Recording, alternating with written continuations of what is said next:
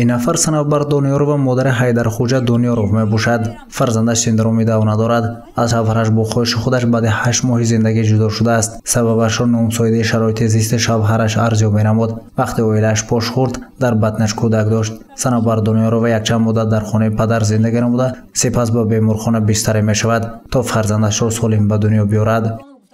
دکتر یک چیز من گفتم که معلم میبخشید چی به شما اختصاری لوله که من دوا میکنم گفتم.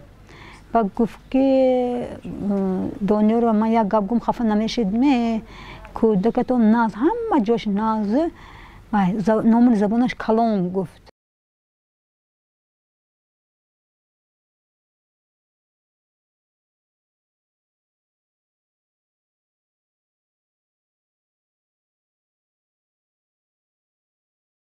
حیدرخواجه را خانه‌دار کرد. عروس از ناحیه دیوار حیدرخواجه و همسرش صاحب پسر شدند. کودک سالم تولد شد و باعث خرسندی مادر کلان گردید. بعد گذشته چند سال طفل دویم به دنیا آمد که وی هم پسر و سالم و بردم بود. حالا فرزندان حیدرخواجه دانیارov به باغچه میروند.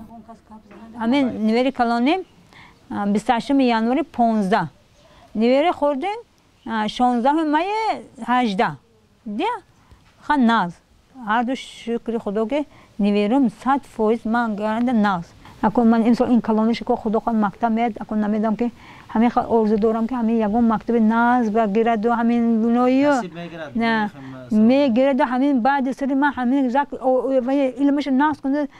صنعتبر دانیارov دوام 22 سال میشود که در مرکز نظارت دولتی سانیتاری اپیدمیولوژی ولایت سوخت به حیث پاسبان کار میکند. در یک ماه همگی 10 شبانه روز کار میکند و 460 سوم مبلغ میگیرد که به زندگیش کفایت نمیکند. او از بینندگان سیما مستقلی یکم دست مدد میپرسد. شکر خدا میگم که همین اولیک پر نگاه میکنیم که اولیک میگیریم میخوریم کم میشد همین سال تا ادا میشد که پنسیون میبیاد. باید پنسای میگیریم وش استفاده میبریم تا میگم اولیکم میبرد. حوض حیام که من حیامو میخورنده بعد من اینو هیچ کس درآورنده نیست. حیدرخواجه دانیارov انسانی آفتابی است و به ورزش نموده کاراته ذوق دارد و مشق و تمرین میکند. این جوان 33 ساله بوده در دل آرزوهای زیاد دارد. همین خیالشو که یک کس باشد اینو ورزش من گفتم مکتب من گفتم که من منم مشق کنم مشق خلا کاراته بود ما کاراته بابا ورزش به ذوقتونه فقط ورزش میشه سحر با میدوید می امروز این مادر کوشش میکند که پسرش و عائله وی محتاج نباشد. رقم های تلفنی صنعتبر دانیارov در زیر اکران گذاشته شده است. میتوانید به این مادر کمک خود را رسانید. کمک شما زندگی این شخص را دیگر میسازد.